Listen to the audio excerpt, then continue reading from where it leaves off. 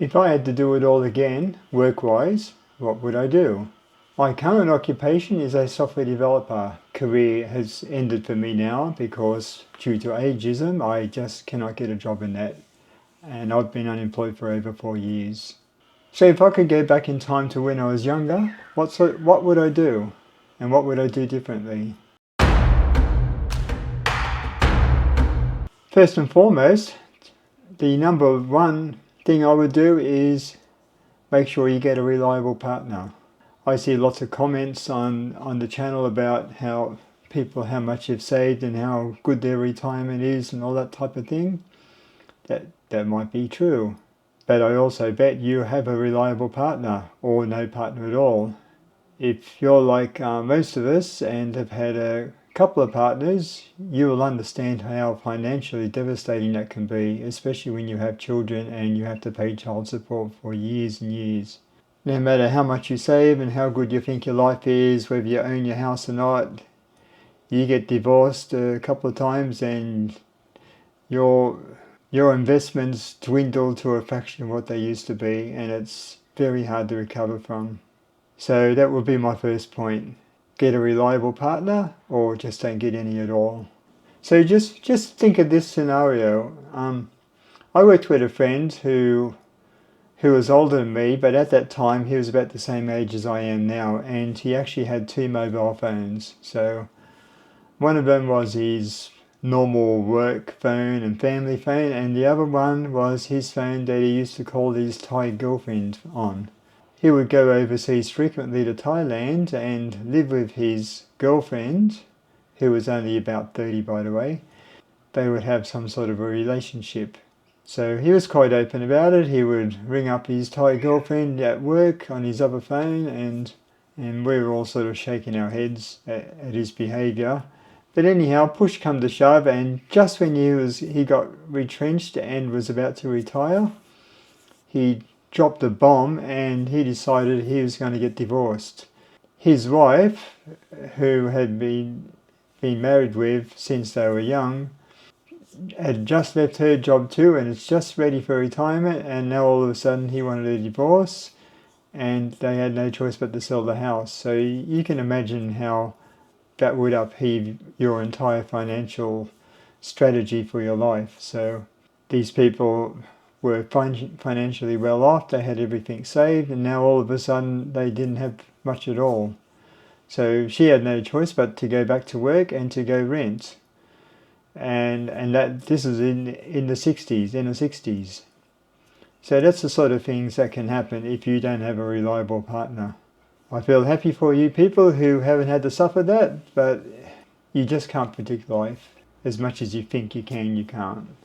The second thing I would do is, because I'm regularly a software developer, I would not do that at all. And I'll tell you why. It's one of those occupations that keeps recycling. So the skills you gained 5 years ago are meaningless and not worth anything. So case in point, if you say learn C# and the .NET framework, for instance, and you've been doing that for 3 years, even when that framework came out and you've got 3 years experience, a 25-year-old, if he got a job doing that, they would also have 3 years experience. So you have to compete with people with a quarter of your experience or just a fraction of your experience because the technology is new. So because you're constantly having to relearn every couple of years and everything keeps changing, you're not put at an advantage as an older person because your skills aren't seen as worthwhile or relevant to the current technology. Unlike, say, an accountant or a lawyer or a doctor, so human bodies don't change. With lawyer, the law changes very slowly, and for accountants it's debits and credits. So with accounting, the software might change, but the procedures and techniques, balancing the general ledger, doing a bank reconciliation, those techniques don't change at all, and same with the law. The human body doesn't change, Some techniques might change, equipment might change, but the basic premise, underlying premise of what you were trained in doesn't really change at all. With IT, it's quite different. It rapidly changes, and it's things you learnt a few years ago are now totally redundant. So that's the one reason I wouldn't do it. And the way the way IT is lately, it's transformed from a white collar industry to a blue collar industry, and that's because you got the introduction of AI, you've got packages for everything, there's libraries that do everything, and most of the programming now is web programming, which is basically just simple assigning variables from one layer to another. The days of doing algorithms and figuring out difficult things are over, and it's just simply just slogging away, filling data and making sure data is displayed and saved. What I would do, however, is I would be a tradie. You get to enjoy being outside all the time, you get a lot of money, and there's not a lot of training to do, so save yourself a heap of money on education, going to uni, because I'm not sure about my overseas viewers, but here in Australia, if you go to university here, it's going to cost you a fortune. And I really mean a fortune. It's disgusting what they're actually charging here for students to study. You know, only a few years ago, my wife, not so many years ago, my wife upgraded her accounting certificate to an accounting diploma, and I think that cost about $5,000 or $6,000. And the disgusting part about all that is 1 year they didn't get enough enrollment, so they forfeited the training for a year, and then they were cheeky enough to put up the price, saying that inflation had raised the prices, even though she had already put a deposit on it. You look at, say, for example, an air conditioning mechanic is going to make far more money than any programmer will. Even a painter. A lot of the painters around this area now, they'll charge $9,000 to paint a house, and they can do it in 2 days. I mean, that's obscene, that amount of money for just painting. That's almost as much money that I used to earn in a month as a programmer. They can get in 2 days. So I'm not sure if you noticed, but in this area that I'm in now, all the nice houses, they're all owned by tradies. You can tell by the big trucks they're driving. Or the other occupation that seems to be well overpaid for what it is management. So I know where my wife works, she has a 30-year-old manager, and she gets to do the payroll, and this guy is earning well over $200,000 a year, and his boss is earning about $500,000 a year. I mean, that's obscene, that amount of money. And these people are not managing huge teams, they're only managing a team of maybe 5 or 6 people.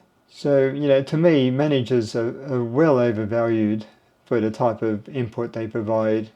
I think in a lot of cases their sole purpose is just to generate reports for their managers. They actually don't do much of the grunt work themselves, they're just there to supervise the grunts and pass the results on to their peers. The other thing I would do if I had to do it all myself is I would definitely work for myself. I would not work for anyone. So I would stay at home until I got a little business going. It doesn't matter what. I also do this work for a real estate valuer. So it might be only a few hours every few months. So it's basically just peanut money. But what did open my eyes up about the real estate valuation industry is those agents actually don't value the houses themselves. There's like wholesaling valuers which they subscribe to via a website interface. So if they want to actually get a value for something, they actually get the value from these wholesalers, and then they go and create their own documents, and they just copy and paste from their documents into their own documents, and that's what they actually pass on. So you can imagine how much money these people are making for not actually doing much except copy and paste. So sure, they have to go out and look like they're actually doing their business and, you know, kick the tires, so to speak, and walk around and liaise with the people. But as far as evaluation is concerned and all that type of stuff, you know, checking the properties, the registered plan, all that sort of stuff, it's all done from a wholesaler. So here is where doing your own business can really pay off, because these people are doing their own business, they're not working for anybody. So I hope you find this video useful. I hope I didn't tread on too many toes. Sorry all you managers out there, and I hope you have a good day.